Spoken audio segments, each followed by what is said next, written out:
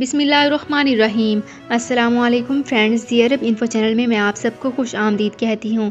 امید کرتی ہوں آپ سب بالکل ٹھیک ہوں گے۔ آج کی ویڈیو میں ہم بات کریں گے آئلی امور اور تشدد سے تحفظ کے قوانین کے بارے میں۔ اس کی تمام تر ڈیٹیلز آپ لوگوں کے ساتھ آج کی ویڈیو میں ہی ڈسکس کروں گی۔ یہ تمام ڈیٹیلز جاننے کے لیے اس ویڈیو کو لازمی سے لاسٹ تک ضرور دیکھ لیجیے۔ تو فرینڈز، یہاں پہ میں آپ کو بتاتی چلوں کہ آئلی امور اور تشدد سے تحفظ کے قوانین میں ترمیم کی گئی ہے۔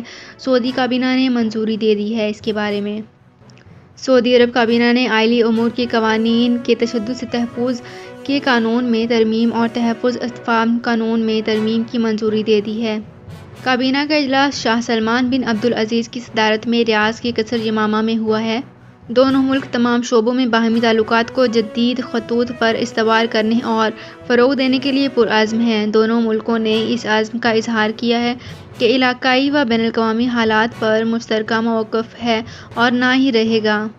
تو فرینڈز، یہ تھی میری آج کی ویڈیو۔ امید کرتی ہوں آپ کو یہ ویڈیو پسند آئی ہوگی۔ اگر آپ کو یہ ویڈیو پسند آئی ہے تو ہمارے چینل کو سبسکرائب کر لیجئے، ویڈیو کو لائک اینڈ شیئر کر لیجئے۔ تو فرینڈز، ملتے ہیں ایک نئی ویڈیو میں ایک بالکل نئی اپڈیٹ کے ساتھ۔ اپنا بہت خیال رکھیے گا۔ اللہ حافظ۔